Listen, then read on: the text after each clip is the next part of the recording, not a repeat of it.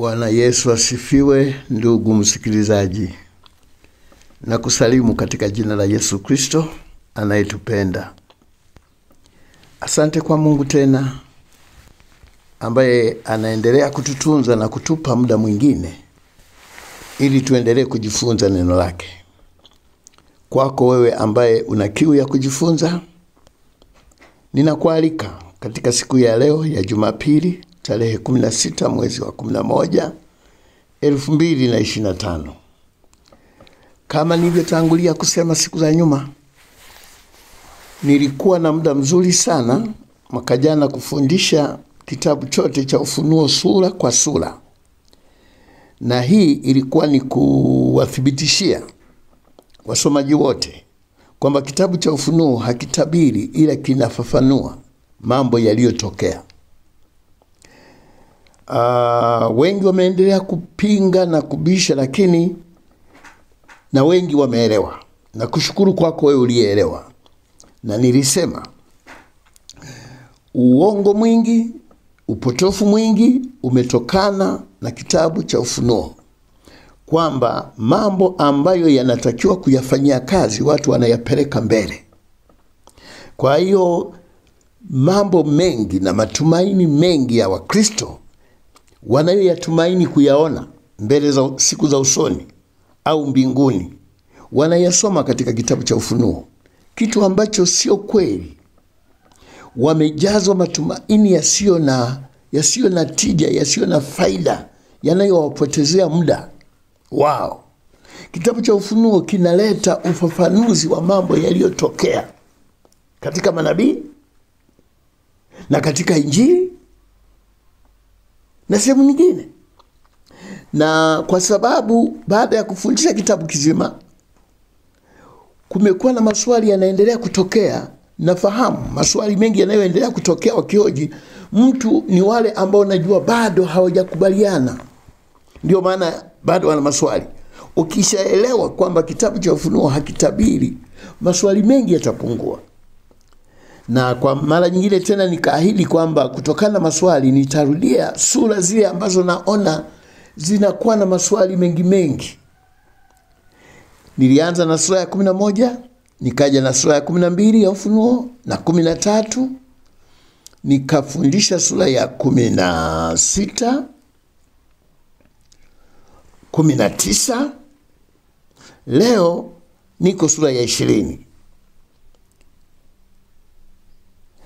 Sura ya 20 inahusu kufungwa kwa shetani. Nisome mistari mitatu ya kwanza, alafu tutaangalia asili ya maneno haya yanatoka wapi.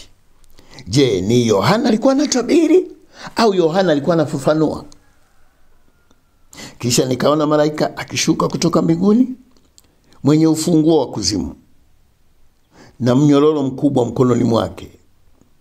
Akamshika yule nyoka wa zamani ambaye ni Ibilisi na Shetani, akamfunga miaka 1000, akamtupa katika kuzimu, akamfunga, akatia muhuri juu yake, asipate kuwadanganya mataifa tena hata ile miaka 1000 itimie. Na baada ya hayo yapata afunguliwe muda mchache. Kwanza nifafanue mambo haya. Nimeeleza katika masomo mengine kwamba neno malaika linavyotumika. Hapa tunaona malaika anashuka kutoka mbinguni mwenye ufunguo wa kuzimu. Huyu ni malaika gani mwenye ufunguo wa kuzimu? Katika sura ya kwanza ya Ufunuo, sura ya kwanza mstari wa 18, Yesu alijitambulisha kwamba mimi ndiye niliye na ufunguo wa kuzimu. Mimi ndiye niliye na ufunguo wa kuzimu. Alijitambulisha katika sura ya kwanza mstari wa 18. Sasa huyu malaika hapa aliyeshuka kutoka mbinguni na akiwa na ufunguo wa kuzimu atakuwa nani? Je, kuna wawili walio na funguo za kuzimu? Huyu malaika ni Yesu. Kuna watu wameendelea kunitumia message za kupinga kwamba malaika hawezi kuwa Yesu. Malaika hawezi kuwa Yesu. Sasa huyu malaika aliyeshuka kutoka mbinguni ana ufunguo wa kuzimu na mnyororo mkubwa mikononi mwake. Je, tuna wawili walio na uwezo wa kuwa na funguo za kuzimu?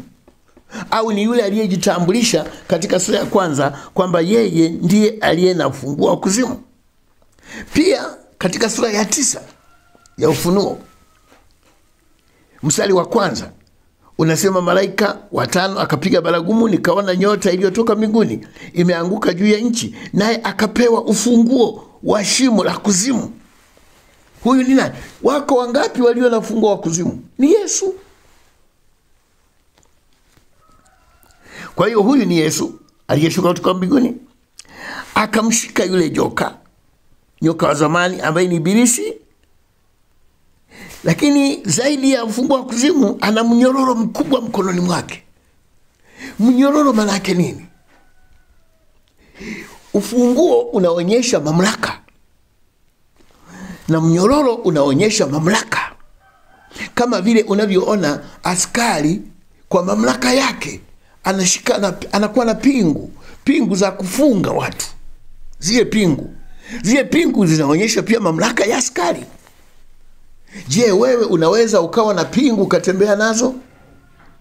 Huna mamlaka hayo. Huyu aliye na ufunguo tena ana mnyororo. Mnyororo manake ni mamlaka ya Yesu. Ni nani malaika aliye na mamlaka? Ni Yesu Kristo. Je, haya mambo alikuwa anayatabiri? Hapana. Tunakwenda kurudi nyuma katika manabii. Je, kuna nabii yeyote aliwahi kuzungumza habari ya kumfunga shetani? Ndiyo. Kuna nabii aliyetabiri habari za kumfunga shetani. Tunarudi Isaya sura ya 49. Isaya sura ya 49 ili tupate chanzo au original ya ujumbe huu.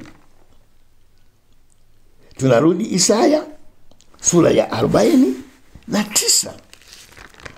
Na katika Isaya 49 maneno tunayoyakuta ni haya. Isaya 49 mstari wa 24. Je, aliye hodari ni nabii Isaya? Je, aliye hodari aweza kunyang'anywa mateka yake? Au jeshi lao waliofungwa halali wataokoka?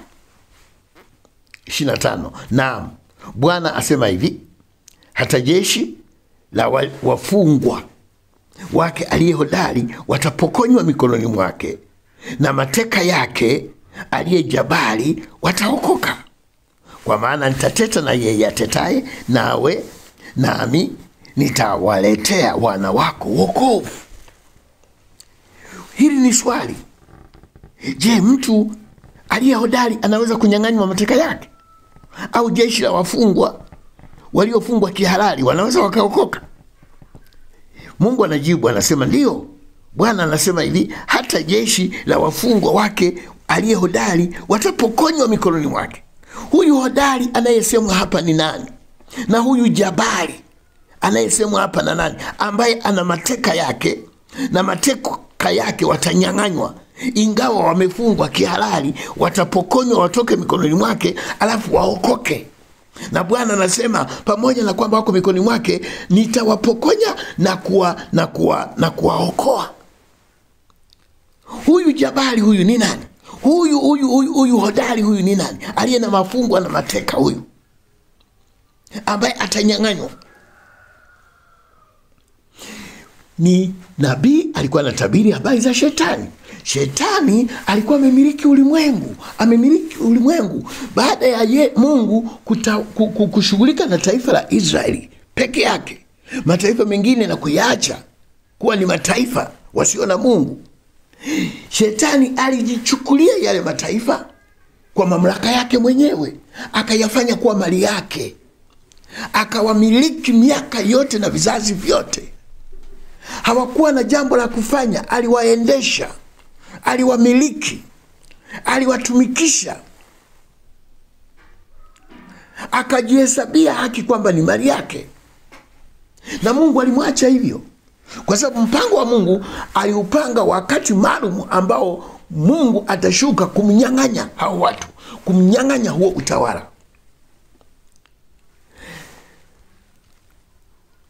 Sasa unabii unasema atanyang'anywa. Ukirudi kwenye Rejea, ukiangalia katika maneno hayo kwa Isaya, Rejea Biblia yako inakupeleka kwa Mathayo sura ya 12 na Luka sura ya 21. Ukienda Mathayo sura ya 12 na ule mstari wa 29. Kwanza sura hii ya 12 kulikuwa na mabishano kati ya Mafarisayo wakisema Yesu Kristo anatoa mapepo kwa kutumia pepo la Beelzebuli. Yesu anawapinga na wakataa. Anasema pepo mkuu akiwatoa mapepo wadogo, je, ufalme huo utakuwa hujafitinika? Lakini kama mimi ninawatoa mapepo kwa kidole cha Mungu, mjue ni ufalme umekuja. Ufalme wa Mungu umekuja kuangusha ufalme wa shetani. Mstari wa 29 anasema, ama anawezaje mtu kuingia ndani ya nyumba ya mtu mwenye nguvu na kuviteka vyombo vyake asipomfunga kwanza yule mwenye nguvu? Ndipo atakapoiteka nyumba yake. Na ukiangalia pale pia inakurudisha kwamba jambo hili linatoka Isaya 49 ambako tuliona mtu hodari ana wafungwa wake, lakini wanachukuliwa, wananyang'anywa mikononi mwake. Yesu anasema hivi, inawezekanaje mtu awezaje mtu kuingia ndani ya mtu, ndani ya nyumba ya mtu mwenye nguvu, akaanza kuchukua vitu vyake kabla hajamkamata, kabla hajamfunga, ndipo avichukue vitu vyake. Yesu anaeleza kwamba mimi nimekuja na ufalme wangu, lakini nimeukuta ufalme wa shetani, na siwezi kuchukua watu wake, siwezi kuwapora watu wake kabla sijamfunga. Amekuja kuleta wokovu, lakini kwanza kabla hajaokoa lazima amfunge. Ndio kazi iliyomleta Yesu Kristo duniani, kufunga, ili apate kumnyang'anya watu wake, anyang'anye mataifa mikononi mwake, wawe mali ya Mungu, warudishwe katika mikono ya Mungu. Ndipo tunapoona kufungwa kunaanza kutamkwa kwa shetani. Na katika sura ya Luka 11 tunaona tena, Luka 11 ule mstari wa 21. Luka 11 mstari wa 21 tunaona maneno haya yanasema, mtu mwenye nguvu aliyejifunga silaha zake alindapo nyumba yake, vitu vyake visalama. Lakini mtu mwenye nguvu kuliko yeye atakapomwendea na kumshinda, amnyang'anya silaha zake zote alizokuwa akizitegemea na kuyagawanya mateka yake. Yesu anaendelea kufafanua jambo hili, bado hajafikia muda wa kufa msalabani. Anawafundisha, naeleza kwamba yeye amekuja katika ulimwengu, ni nyumba ya shetani, tena shetani mwenye nguvu, amemiliki watu wake na silaha zake, na watu wake amewaweka akidhani wako salama, vitu vyake viko salama. Lakini amekuja yeye mwenye nguvu zaidi kuliko shetani, atamnyang'anya watu wake, atanyang'anya silaha zake na kupokonya mali zake, atamshinda. Ndio kazi iliyomleta Yesu, kumshinda shetani na kumnyang'anya wafungwa wake. Atamnyang'anyaje wafungwa wake? Baada ya kumfunga, atamfunga ili anyang'anye mali zake. Na ndio kazi iliyomleta Yesu. Kwa hiyo Ufunuo unatupa picha ya nyuma, unatupa picha ya nyuma kwamba Yesu Kristo ambaye anafananishwa na malaika mkuu alishuka kutoka mbinguni, mwenye ufunguo wa kuzimu na mnyororo. Alishuka duniani. Katika mambo ya mwili hatuwezi kuyaona, lakini katika ulimwengu wa kiroho kulikuwa na vita na mambo makubwa yaliyotendeka kiroho kuliko tunayojua yaliyotendeka katika hali ya mwili, na watu wakayaona, wakayaandika. katika roho kulikuwa na vita kubwa. Ndio ile tuliyoisoma sura ya 12 ya Ufunuo, kwamba kulikuwa na vita kati ya Mikaeli na malaika zake na joka na malaika zake. Vile vita vikafanyika, akamtupa chini na kutangaza wokovu. Hapa anasema alimkamata akiwa na mnyororo, akamfunga yule joka wa zamani miaka 1000, akamtupa kuzimu ili asiendelee kuwadanganya watu kwamba yeye ndiye Mungu, yeye ndiye mkuu. Kumfunga na kumtupa miaka 1000. Miaka 1000 watu wameitafsiri kwamba ni miaka 1000. Hilo ni kosa lingine ambalo watu wanakosa kanuni. Biblia inavyotumia neno 1000 katika Biblia mahali pengi. Miaka 1000 sio kitu halisi, ni neno linalotumika kuelezea uwingi, kuelezea kitu chochote kilicho katika uwingi usiojulikana. Inatumia 1000. Hasa watu wanaongeza 1000. Biblia haisemi 1000. Hata Biblia iliposema kwa Mungu siku moja ni kama miaka 1000 na miaka 1000 ni kama siku moja, hasemi miaka 1000, anasema miaka 1000. Kufungwa kwa shetani miaka 1000 maana yake atafungwa miaka mingi isiyojulikana. Asiendelee kuwadanganya watu, asiendelee kuwa mmiliki wa watu, ili watu waanze kuokolewa, waanze kumjua Mungu, waanze kumtumikia Mungu. Ndio kazi iliyomleta Yesu. Akamfunga miaka 1000 na akamtupa kuzimu. Watu wanaposema kuzimu, kuna tafsiri mbaya. Wanasema kuzimu ni chini ya ardhi, kama vile wanavyodai kwamba mbinguni ni juu ya mawingu, huko juu mawingu. Mbingu ni ulimwengu wa kiroho, kuzimu ni ulimwengu wa kiroho. Kuna ulimwengu wa kiroho wa giza, ulimwengu wa kiroho wa kimungu. Ulimwengu wa kiroho wa kimungu tunaitwa mbingu, ulimwengu wa kiroho wa giza unaitwa kuzimu. Unaweza kuwa kuzimu hapo hapo ulipokaa katika mwili, lakini ukiwa katika ulimwengu wa kiroho unakuwa kuzimu. Hapo hapo mtu wa Mungu unapoingia katika roho unakuwa katika mbingu ya Mungu. Sio uende mawinguni, sio ushuke chini ya ardhi. Hasa watu wanafikiri shetani yeti atatupwa kwenda kuzimu chini ya ardhi. Kuzimu haiko chini ya ardhi. Kuzimu ni ulimwengu mwingine wa kiroho, wa kigiza. Hata wachawi wanapofanya mambo yao hawezi kufanya katika ulimwengu huu wa mwili. Wanaingia katika ulimwengu wa kuzimu, ulimwengu wa kiroho wa giza ambao unaitwa kuzimu. Wanafanyia mambo yao kuzimu, lakini wanakuwepo katika ulimwengu huu. Miili yao iko hapa hapa, ila roho zao zinaingia katika ulimwengu mwingine.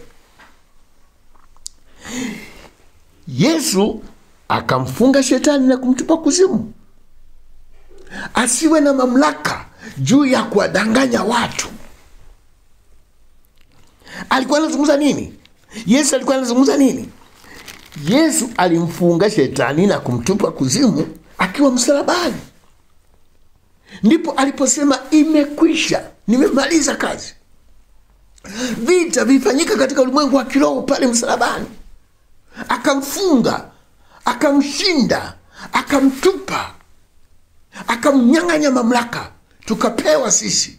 Akasema nimepewa mamlaka yote mbinguni na duniani.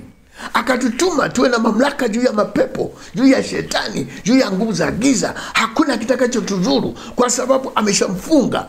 Kufunga kibiblia manake amenyang'anywa mamlaka, amenyang'anywa uwezo, na uwezo ule tumepewa sisi ili tuweze kupambana naye. Kabla Yesu hajamfunga, hakuna aliyeweza kuwa na mamlaka ya kusimama na kumkemea shetani na kuhubiri injili hadharani. Hakuwepo mtu, maana ilikuwa ni mamlaka ya Yesu, ya shetani. Lakini baada ya Yesu kufa msalabani na kumfunga shetani, tumepewa mamlaka. Tunahubiri injili, tunamkemea, tunaharibu kazi zake, tunavunja mapepo, tunakanyaga kazi zake. Na anatuona, sio kwamba nini, ni kwa sababu yeye amenyang'anywa mamlaka, sisi tumepewa mamlaka. Ndio kufungwa, kupunguziwa uwezo aliyokuwa nao kabla. Kabla Yesu hajaenda msalabani, shetani alikuwa na mamlaka kubwa zaidi. Baada ya Yesu kufa msalabani na kumfunga shetani, mamlaka ya shetani ilishuka chini. ilishushwa. Ndio maana Biblia inasema kwamba alimfunga. Sisi tuwe na mamlaka. Ndio maana tunahubiri Injili, ndio maana hatuogopi. Na maandiko yanasema msimpe nafasi. Ananyemelea nafasi tu, uwezo wake wa kwanza hana. Nikupe mfano michache. Kabla Yesu hajamfunga shetani, Yesu aliwakataza wanafunzi wake. Anasema msiende kwa mataifa. Hubirini Injili kwa wana wa Israeli, msiende kwa watu wa mataifa. Maana hao wana mkubwa wao, maana hao wana mmiliki wao. Sura ya 10 ya Mathayo mstari wa 5. Hao thenashara Yesu aliwatuma akawaagiza akisema, katika njia za mataifa msiende, wala katika mji wowote wa Samaria msiingie. Afadhali shikeni njia kwaendea kondoo waliopotea wa nyumba ya Israeli. Yesu hakuwaruhusu wanafunzi wake kwenda kuhubiri mataifa. Hakuwaruhusu. Kwa nini? Kwa sababu Yesu alikuwa bado hajamfunga shetani. Shetani ndiye mwenye nyumba. Na Yesu amekuja ili awachukue watu wake, awaokoe. Lakini hawezi kuwaokoa kabla hajawafunga. Ndio maana aliwatuma wanafunzi wahubiri kwa Israeli, lakini wasiingie kwa mataifa. Maana bado hao ni mali ya shetani. Mfano mwingine naweza nikakupa katika kitabu cha Marko sura ya 7. Marko, ukifungua kitabu cha Marko sura ya 7, tunamuona mwanamke mmoja, mstari wa 24. Unasema akaondoka huko akaenda zake hata mipaka ya Tiro na Sidoni, akaingia katika nyumba akataka isijulikane na mtu, lakini hakuweza kusitirika. 25. Ili mara mwanamke ambaye binti yake yuna pepo mchafu alisikia habari zake, akaja akamwangukia miguuni pake. Na yule mwanamke ni Myunani, kabila yake ni Msilofoinike. Akamwomba amtoe pepo katika binti yake. Akamwambia, wache watoto washibe kwanza, maana si vizuri kukitwaa chakula cha watoto na kuwatupia mbwa. Naye akajibu akamwambia, naam Bwana, lakini hata mbwa walio chini ya meza hula makombo ya watoto. Akamwambia, kwa sababu ya neno hilo enenda zako, pepo amemtoka binti yako. Anamkataa huyu Myunani. Kwa nini? Anamwambia, siwezi kuchukua chakula cha watoto niwape mbwa. Mataifa walikuwa mbwa. Hawakustahili uponyaji, hawakustahili miujiza. Kwa sababu gani? Yesu alikuwa hajatimiza mpango wa kumkamata mwenye nyumba, mwenye miliki, amfunge, amnyang'anye mamlaka, amtie mnyororo, ili watu wawe huru kuokolewa. Ndio maana anamkataa. Hata ukisoma Mathayo sura ya 6, Mathayo sura ya 7, ukisoma Mathayo sura ya 7 mstari wa 6, anasema, msiwape mbwa kilicho kitakatifu, wala msitupe lulu zenu mbele ya nguruwe, wasije wakazikanyaga chini ya miguu yao wakageuka na kuararua. Mataifa na wana wa Israeli, mataifa walikuwa ni kama mbwa, walikuwa kama nguruwe. Hawakustahili kwa sababu wamemilikiwa na mkuu wao Ibilisi. Yesu amefikia kwa Wayahudi, anawahubiri, anawapa mamlaka ili awaachie kazi ya kuhubiri na kuvunja kazi ya Ibilisi. Lakini kwanza amshinde, kwanza mfunge, kwanza mtie mnyororo, kwanza mtie pingu. Ndiyo kazi ya Yesu aliyokuja kuifanya. Baada ya kufufuka Yesu, kufa na kufuka, alisemaje? Anasema, nimepewa mamlaka yote mbinguni na duniani, na watuma sasa, enendeni ulimwenguni mote mkahubiri Injili kwa kila kiumbe. Hasemi kwa Israeli sasa, kwa kila kiumbe, kwa wanadamu wote mpaka mwisho wa dunia. Mtapokea nguvu akisha kuajilia juu yenu Roho Mtakatifu. Mtakuwa mashahidi tangu Yerusalemu, Uyahudi, Samaria mpaka mwisho wa nchi. Kwa sababu yule mkuu wa dunia amefungwa. Hawezi kuzuia sasa msihubiri Injili. Ndio maana hata leo tunahubiri Injili. Si kwamba shetani hayupo. Kufungwa haina maana kwamba shetani hata kuwepo. Hapana, manake alinyang'anywa uwezo wa kuzuia, wa kumiliki. Sisi ni mali ya Yesu Kristo. Kwa hiyo tukirudi katika kitabu cha Ufunuo sura 20, anaposema akamfunga, sio kumfunga gerezani. Watu wanauliza mbona bado yupo? Mbona bado yupo? Ataendelea kuwepo mpaka mwisho, ataendelea kuwepo. Wala Yesu hata kuja kumfunga. Amfunge wa nini wakati amekuja kuhitimisha mpango wake duniani? Yesu kuja mara ya pili anakuja kuhitimisha. Baada ya kuja kwa Yesu hakuna kitu kitakachoendelea. Ndio mwisho wa dunia, ndio mwisho wa kazi, ndio mwisho wa Injili, ndio mwisho wa vizazi. Sasa aje kumfunga wa nini? Aje kumfunga wa nini? Alimfunga ili akose nguvu sisi tuendelee kuhubiri Injili. Kama bado unaogopa kwamba huna mamlaka juu ya shetani, unasubiri Yesu aje mfunge, umeshindwa, umechelewa. Yesu atakapokuja haji kumfunga shetani, ila kuja kwa Yesu. Kabla Yesu hajaja, shetani atafunguliwa. Ndio maandiko yanavyotuambia. Miaka 1000 ni kipindi cha tangu msalaba mpaka sasa. Watu wanasema mbona miaka 2000 na zaidi? Hajasema 1000, miaka 1000 maana yake ni kipindi kirefu kisichojulikana. Ndio tafsiri ya Biblia. Sio 1000, 1000. Hiyo ni misali mitatu ya kwanza. Kitabu cha Ufunuo sura 20 kinagawanyika katika maeneo manne. Sijui kama nitafaulu kuyamaliza yote, lakini nimalize lile fungu la kwanza, niingie fungu la pili. Fungu la pili nilieleze kwa ufupi, mstari wa 4 mpaka wa 6. Anasema mstari wa 4 unaeleza, nikaona viti vya enzi, wakaketi juu yake, na wakapewa hukumu. Yohana anapewa maono, aliona viti vya enzi. Nimefundisha siku za nyuma, Yesu ana kiti cha enzi. Maana yake nini? Si kwamba ana kiti anachokalia. Kiti cha enzi maana yake Yesu ni mtawala. Yesu ni mmiliki. Alafu anaposema viti vya enzi, maana yake wapo wale wanaotawala pamoja naye. Yohana anapewa maono viti vya enzi, na kuna watu wameketi juu yake. Walioketi ni nani? Ni wale waliomwamini Yesu. Alafu aliona na roho za waliokufa katika Kristo, nazo zinatawala. Kanisa waamini wanatawala, na zile roho zinazokufa katika Bwana zinaendelea kutawala. Hiyo miaka 1000. Manake tangu Yesu alipokufa mpaka sasa na kuendelea mpaka atakaporudi, waamini waliopo duniani ni watawala pamoja na Yesu. Wako kwenye viti vya enzi.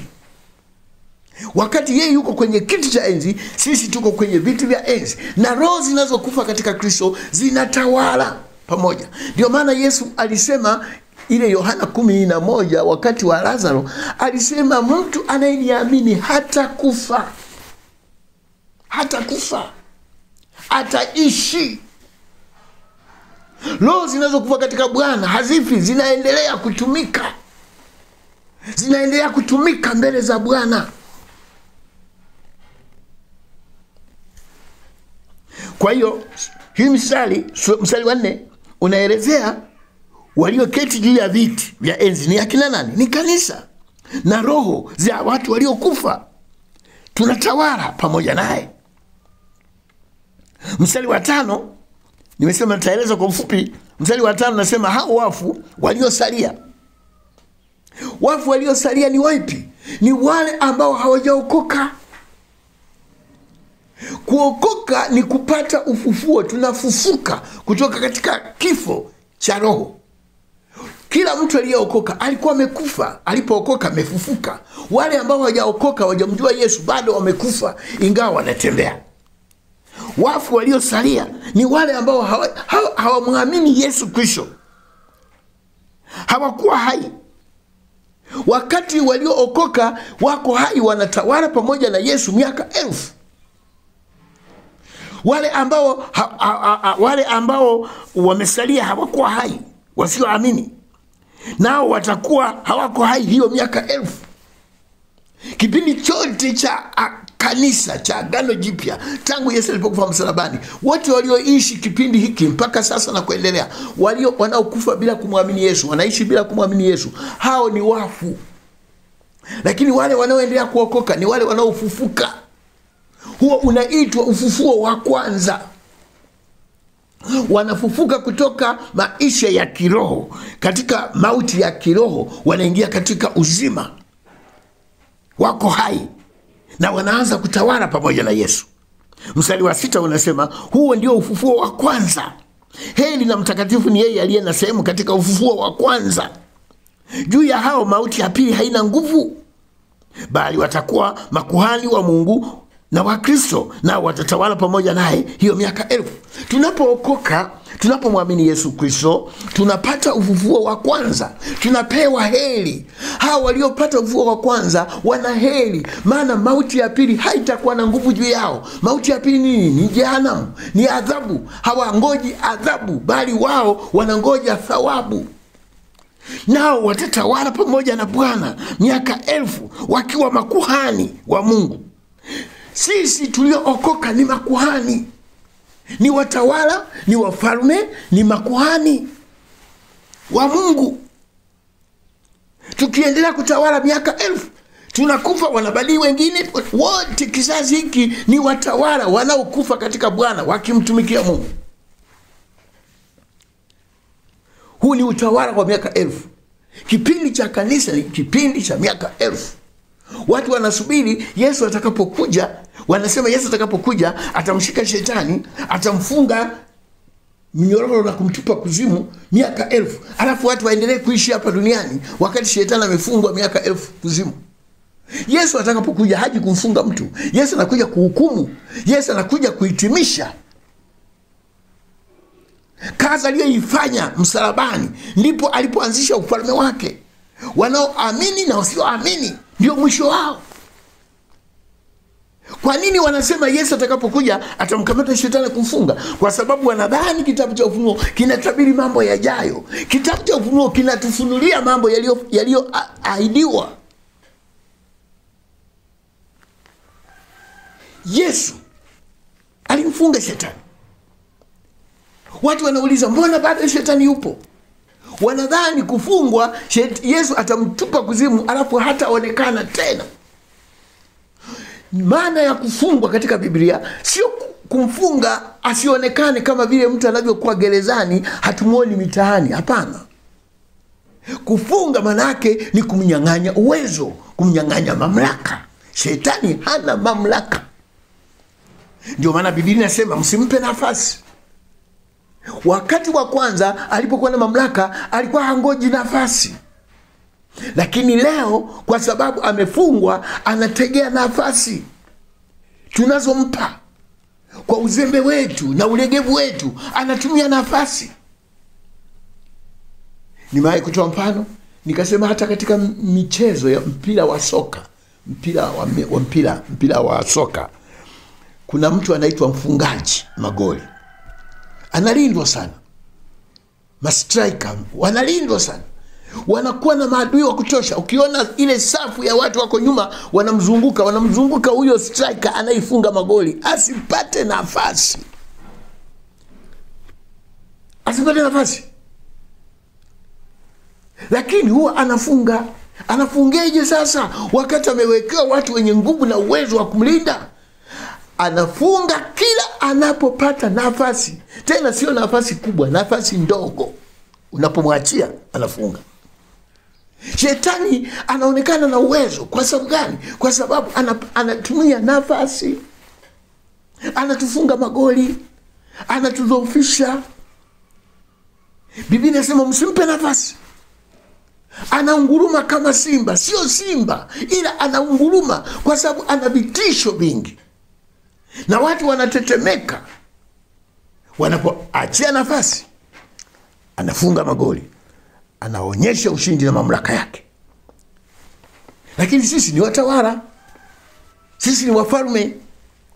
Katika Ufunuo sura ya 5, Ufunuo sura ya 5, kazi aliyoifanya Yesu msalabani ni hii. Mstari wa sura ya 5 mstari wa 10, mstari wa 9 na wa 10. Nao waimba wimbo mpya wakisema, wasitahili wewe kukitwaa kitabu hicho kitabu na kuzifunga muhuri zake, kwa kuwa ulichinjwa ukamnunulia Mungu kwa damu yako watu kila kabila na lugha na jamaa na taifa. Manake mataifa yote duniani walinunuliwa kwa damu ya Yesu Kristo. Ukawafanya kuwa ufalme na makuhani kwa Mungu wetu, nao wanamiliki juu ya nchi. Bwana aliwatoa watu wanaomwamini Yesu kutoka kila kabila, kila jamaa, kila lugha, kila taifa, akatufanya kuwa wafalme na makuhani juu ya nchi, na tunatawala juu ya nchi. Tunatawala pamoja naye. Yeye ndiyo kiongozi wetu, Yesu Kristo akitawala ulimwengu. Sisi tunatawala katika maeneo yetu. Sisi ni watawala. Tunafanya kazi pamoja na Bwana, anatutegemea. Hata katika kitabu cha Petro ya kwanza, Petro ya kwanza ule mstari sura ya 2 mstari wa 9, bali ninyi ni mzao mteule, ukuhani wa kifalme, taifa takatifu, watu wa miliki ya Mungu. Sisi ni miliki ya Mungu, mpate kuzitangaza fadhili zake, yeye aliyewaita mtoke gizani mkaingie katika nuru yake ya ajabu. Tumetolewa katika giza, tumeingizwa katika nuru ya ajabu. Tumekuwa taifa la Mungu, tumekuwa makuhani, tumekuwa ufalme wa Mungu. Ufalme wa Mungu ni sisi, na sisi ndio mafalme. Yeye ni Bwana, yeye ni mfalme wa wafalme, yeye ni Bwana wa mabwana. Sisi ni wafalme tukitawala katika nchi. Yohana anasema wanatawala miaka 1000.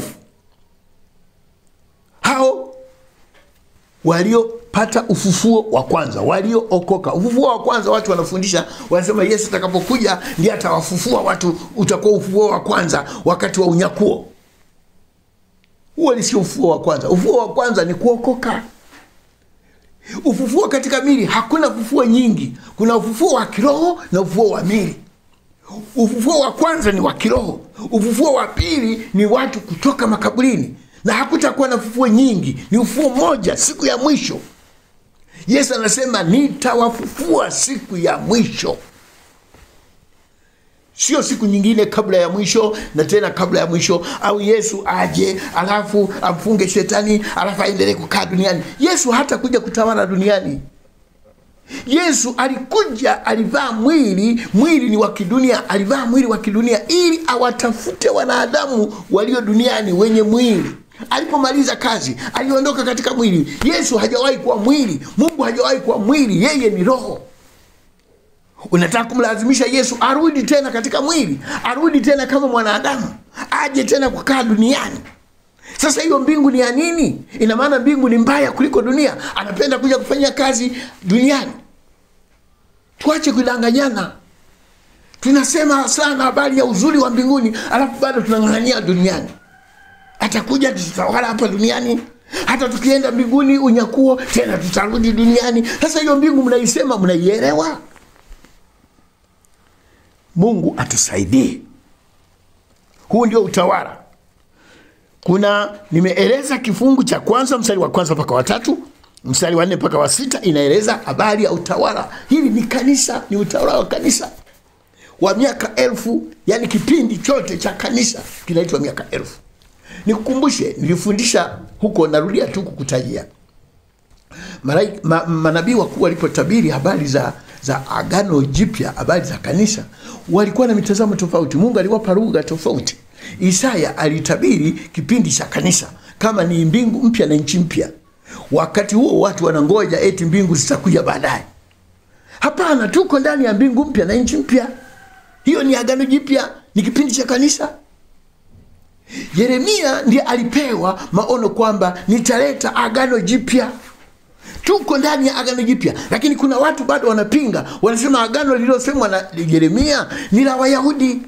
Sasa kama ni la Wayahudi, la kwako liko wapi? Manake huna agano, bado hujaingia katika agano. Yeremia alitabiri agano jipya, ndio tuliomo sasa. Yeremia alisema itakuwa ni mbingu mpya, tuko ndani ya mbingu mpya. Ezekieli alionyeshwa nini? Alionyeshwa kwamba nitairejesha Edeni. Tuko ndani ya Edeni sasa ya kiroho. Danieli yeye hakuonyeshwa, alionyeshwa tofauti. Alisema alionyeshwa majuma 70.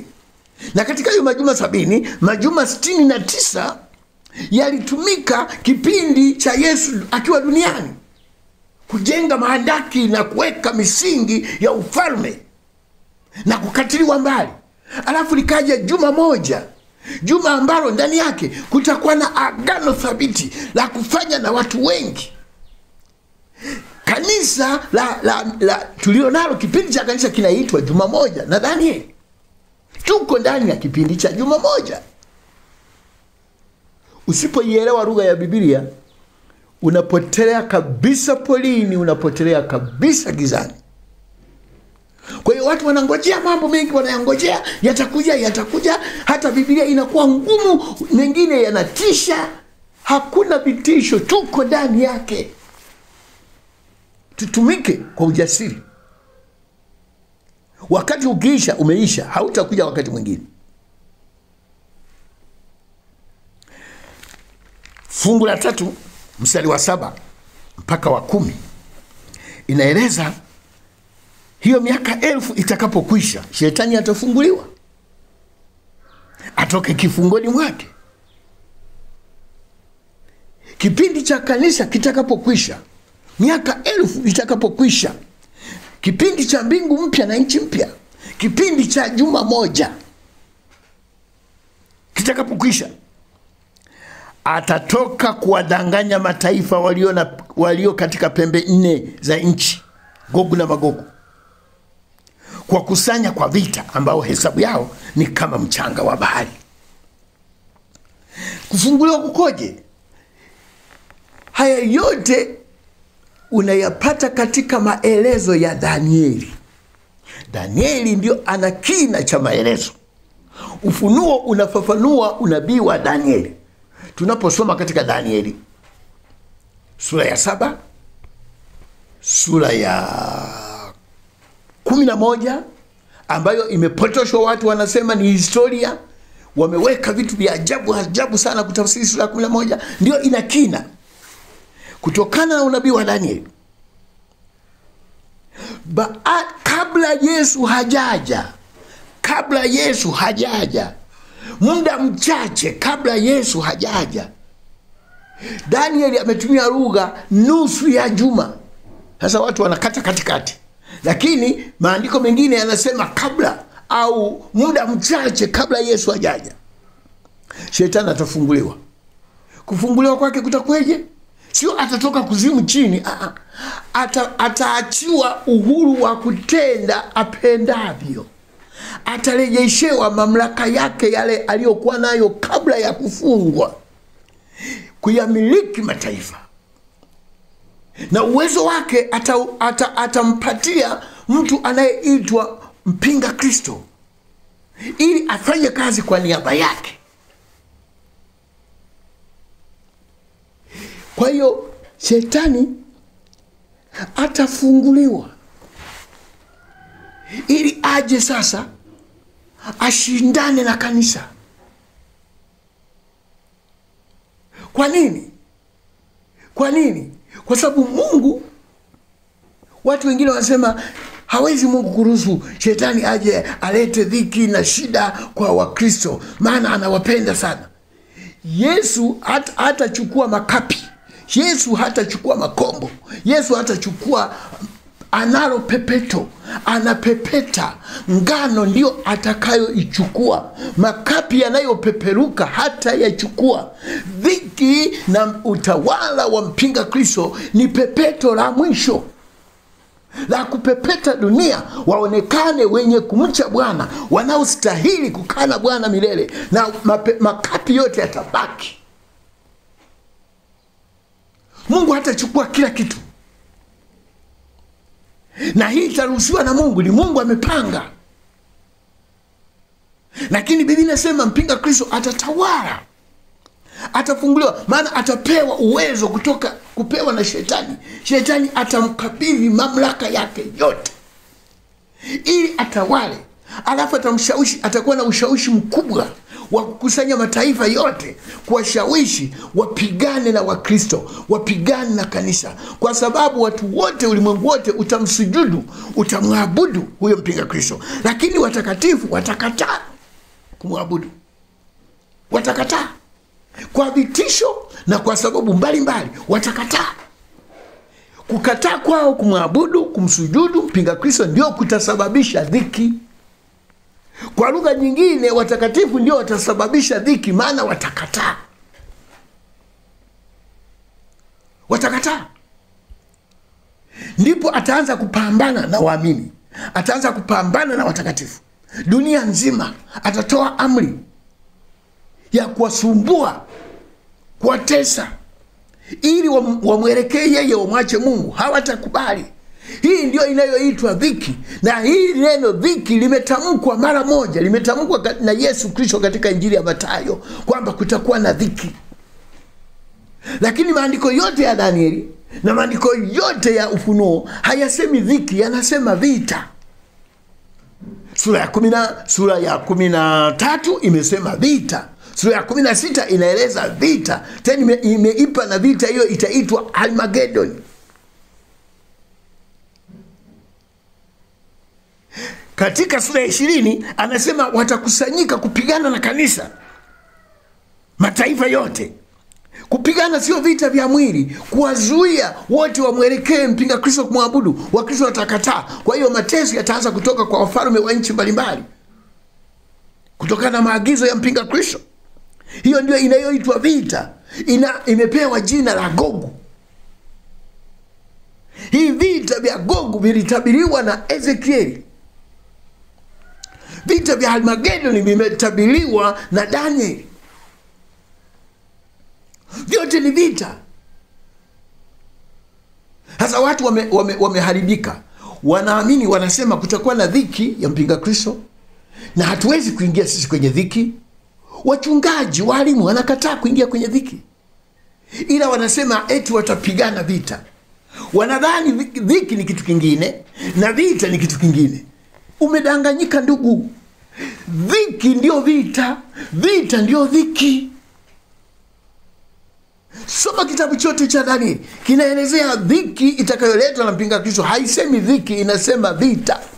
Soma vitabu cha Ufunuo, hakizungumzi habari ya dhiki, kinazungumza habari ya vita. Ni vita iliyosemwa na Danieli. Aliyetutafsiria neno kutoka vita kwenda dhiki ni Yesu katika Mathayo 24. Ndipo tunajua kumbe vita iliyotabiriwa na Danieli, kumbe vita iliyofanywa na Ufunuo ndio dhiki iliyosemwa na Yesu. Watu wanakataa dhiki, hatuwezi kupita kwenye dhiki, lakini wanakubali kwenda kupigana vita. Tena vita vya mwili na mabomu na bunduki. Hakuna vita vya Mungu vya bunduki na mabomu. Sisi vita vyetu ni vya kiroho. Mungu atusaidie sana. Watu wanahubiria watu, wanawatishia injili za kuwatishia watu. Wanasema ole wenu msipomwamini Yesu, dhiki zinakuja, mkichelewa kunyakuliwa mtakutana na dhiki. Dhiki sio kwa ajili ya wasioamini. Dhiki ni kwa ajili ya kanisa. Dhiki ni kwa ajili ya watakatifu. Dhiki ni kwa ajili ya wacha Mungu. Unawahubiria na kuwatishia watu wasiomwamini Mungu watakutana na dhiki. Dhiki inawahusu nini? Soma vizuri Biblia. Atapigana na watakatifu. Na hawa watajikusanya dunia nzima, watakuwa kinyume, yani ulimwengu mzima watakuwa kinyume na watakatifu. Na kwa nini inaitwa vita kuu? Na kwa nini inaitwa dhiki kuu? Kwa sababu haitakuwa ya nchi moja, Mateso haya, dhiki hii, vita hii haitakuwa ya taifa moja, itaenea dunia nzima. Ndio maana inaitwa vita kuu.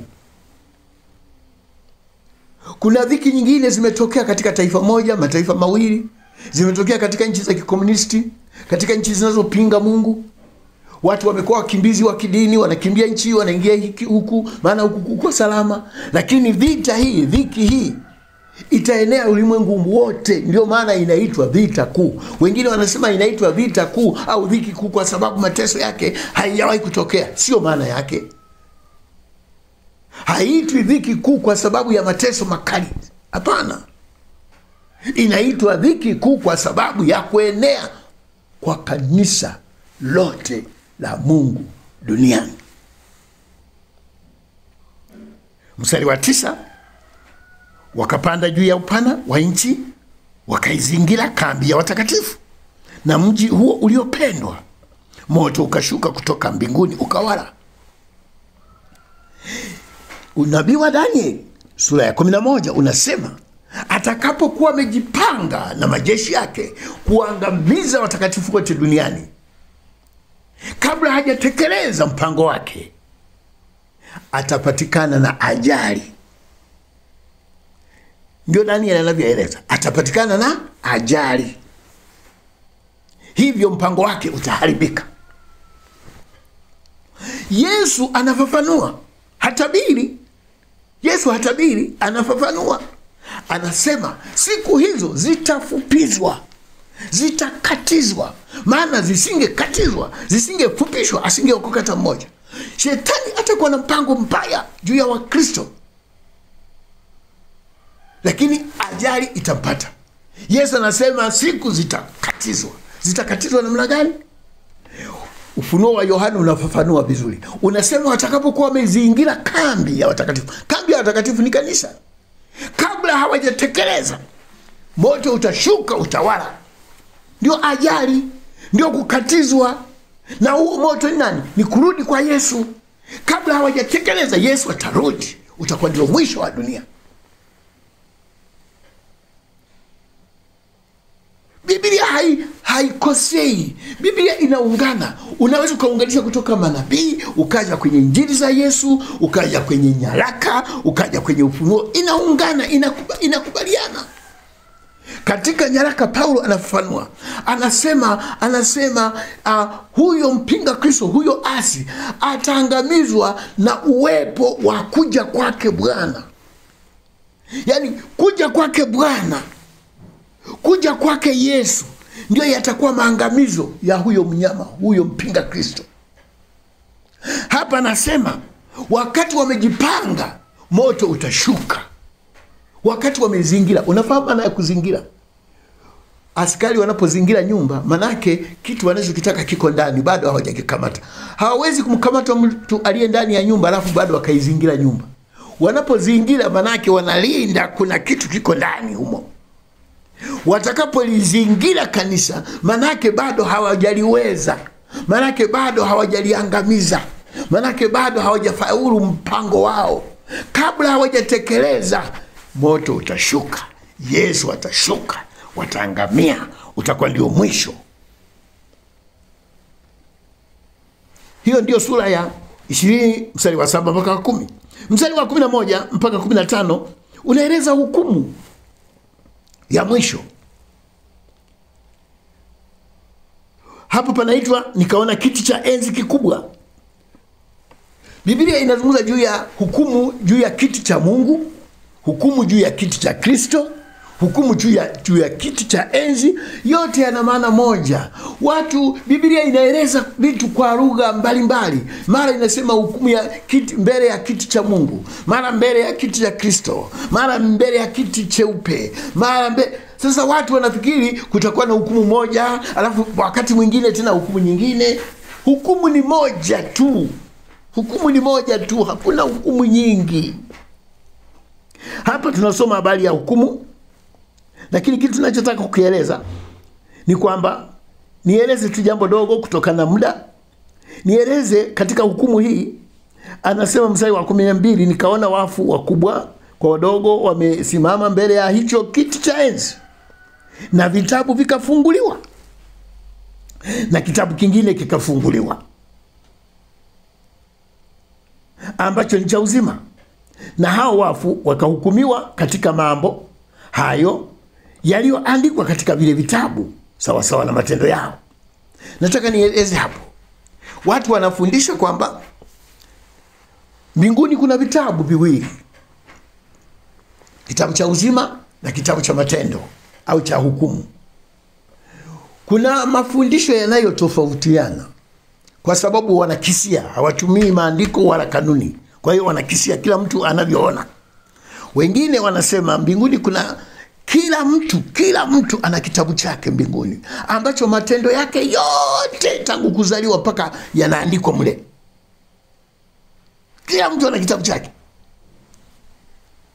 Wengine wanasema mbinguni kuna kitabu kimoja kikubwa sana ambayo matendo ya kila mtu duniani yameandikwa humo. Dunia yote matendo yetu yameandikwa ndani ya kitabu kimoja, ambayo siku ya mwisho kila mtu atasomewa matendo yaliyotendeka mle, yaliyoandikwa mle ndani ya kitabu. Na kuna kitabu kingine cha uzima. Kwa hiyo mbinguni kuna vitabu viwili. Lakini ukisoma Biblia hii hakuna vitabu viwili. Anasema vitabu vikafunguliwa. Vitabu vingapi? Manake ni zaidi ya kimoja. Alafu na kitabu kingine. Kwa hiyo sio vitabu viwili, kuna vitabu na kitabu. Itakuwaje viwili?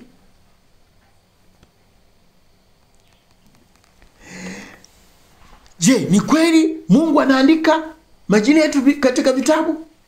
Lugha ya Biblia ambayo wengi hawaielewi, tunasema lugha zinazowakilisha, lugha zenye maana tofauti, zenye uwakilishi. Mungu anaposema anaandika, watu wanadhani Mungu anashika kalamu kama sisi tunavyoshika kalamu na kuandika, na Mungu anaandikaga hivi. Mungu hawezi kuandika. Anaposema Mungu ameketi, wanadhani Mungu anakaa kama sisi tunavyokaa kwenye kiti, na Mungu naye ana kiti chake anakaa. Sasa Mungu akikaa dunia hii anaitawalaje? Na Biblia inasema Mungu ni roho, ameenea dunia yote, kila mahali yupo. Sasa anakaaje? Kukaa ni neno, kuketi katika kiti cha enzi inawakilisha ni mtawala, sio kwamba amekaa kwenye kiti. Biblia inaposema anaandika, sisi wanadamu tunapoandika, tunaandika kutunza kumbukumbu ili zisipotee, ili tusisahau. Na Mungu ili kutuelewesha kwamba yeye hasahau, yeye hawezi kupoteza kumbukumbu, anatuambia ili tumuelewe. Anasema anaandika. Mungu hana kalamu na kuandika. Hata watu wengine wanasema andika jina langu, futa jina langu kwenye kitabu cha hukumu, andika. Wanadhani Mungu anaandika na kufuta, na andika na kufuta. Mungu huyo sio Mungu. Huyo atakuwa ni Mungu mtu. Mungu muumba mbingu na nchi hawezi kuwa anaandika na kufuta na kuandika na kufuta. Biblia inasema kuna vitabu vitafunguliwa. Unabii huu ulitabiriwa na Danieli katika sura ya 7 mstari wa 10, kwamba kuna vitabu vitafunguliwa, hukumu itawekwa na vitabu vitafunguliwa. Vitabu ni nini? Katika lugha ya Kigiriki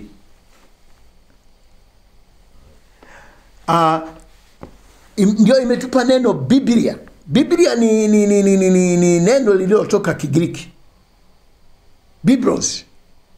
Maana yake vitabu. Kwa nini Biblia inaitwa Biblia? Biblia tafsiri yake ni vitabu, mkusanyiko wa vitabu. Anaposema vitabu vikafunguliwa, manake Bwana atahukumu kutokana na Biblia. Watu watahukumiwa sawa sawa na mambo yaliyoandikwa ndani ya vitabu. Ndio maana tunahubiri Injili, Biblia. Tunasimama katika Biblia. Katiba yetu ni Biblia. Hatutoki ndani ya Biblia, maana tutahukumiwa sawa sawa na Biblia. Tutahukumiwa sawa sawa na vitabu. Biblia tafsiri yake ni vitabu. Vitabu maana yake Biblia. Mambo yaliyoandikwa humu ndani ya Biblia, tutahukumiwa kutokana na mambo yaliyoandikwa ndani ya Biblia. Hasa watu wanasema kuna mambo yaliyoandikwa mbinguni. Mungu anaandika kila unalofanya, anaandika. Hapana, tutahukumiwa sawasawa na neno la Mungu, mambo yaliyoandikwa ndani ya Biblia. Hii ndio hukumu ya mwisho ambayo nimeeleza kwa ufupi. Nadhani nimegusia, mengine ninayacha, lakini nitakuwa nimekupa picha yako nini, ujue kwamba ufunuo hautabiri mambo yajayo, unatufafanulia mambo yaliyoko. Anza kuyaelewa na kuyafanyia kazi. Acha upuzi wa kutegemea vitu ambavyo havipo, unajaza vichwani vitu ambavyo havipo. Mungu atusaidie. Ninajaribu kupa ushahidi, evidence, lakini bado watu wanapinga. Na wewe toa evidence. Ninakupa ushahidi. Usipotoshwe. Upotofu mwingi umetokana na kutokuielewa Biblia na kanuni zake. Watu wanabeba mizigo vichwani ambavyo havipo. Mungu atusaidie. Sisi ni watawala, sisi ni wafalme, sisi ni makuhani. Tuko ndani ya miaka 1000. Shetani amefungwa, ananyemelea nafasi, na sisi hatutaki kumpa nafasi. Ndio maana tunahubiri Injili, tunatangaza, tunavunja kazi zake. Ni mamlaka tuliopewa, lakini unakuja wakati Bwana atafunguliwa. Sasa katika nabii kuna zilizotimia. Yohana alikuwa anafafanua nabii zilizotokea. Zilizotimia ziko ndani ya ufunuo, na zile zilizo bado. Sehemu nyingi za ufunuo inafanua mambo ambayo yapo au yametendeka, lakini chache kama hizi tunazosoma. Kwa mfano sura ya mstari wa 1 na wa 2 ilishatimia. Mstari wa 4 mpaka wa 7 ulishatimia. Mstari wa 7 mpaka wa 10 bado. Mstari wa 11 mpaka 15 bado. Kuna nabii zilizotimia na nabii zilizo bado. Mungu atusaidie. Naishia hapa ndugu yangu kwa sura ya 20 ya ufunuo. Naamini umepokea na kukaribisha tena katika jina la Bwana. Ninakumbusha mpango wetu ule wa kutaniko na kukutana Morogoro tarehe 27 na 28. Ninaomba tusiwe kimya ili tujue maandalizi. Tunashindwa kufanya maandalizi kwa sababu idadi haiongezeki, watu hawaonyeshi mwitikio. Wapo wachache walioitikia. Tunataka kuona watu wanaongezeka, watu wanajisajili, watu wanatia moyo, tujue kwamba tunapokwenda kukutana tunafanya nini. Naomba ujitokeze, Mungu atakubariki. Na kazi ya chuo cha Biblia tunaendelea nayo, na kukaribisha katika jina la Bwana. Na sasa nitaje namba zetu za ofisi yetu na watendaji wangu. Namba yangu ni 0754 04 15 99. Namba nyingine ya pili ni 0769 00 73 28. Namba nyingine ya tatu ni 0677 88 01 99. Tunakukaribisha kwa maswali na mahojiano na katika vipindi vyetu. Na kwa namba hizi ninakukaribisha pia. Ninatoa shukrani nyingi sana kwa wale ambao wanatoa sadaka zao, wanatoa support zao. Ni wachache sana, hatuwezi kusema, lakini tunayo majina yao. Wachache sana wanaokumbuka hata kwa kiasi kidogo kutusupport kwamba kazi hii inahitaji fedha. Lakini wengi tunabarikiwa, hatuko tayari kusupport na kushauri na kutia moyo, ili kututia moyo na sisi kuendelea na huduma hii, maana tuna mahitaji mengi. Tunaenda kwa imani. Ninakukaribisha sana katika jina la Yesu. Mungu akubariki. Amen.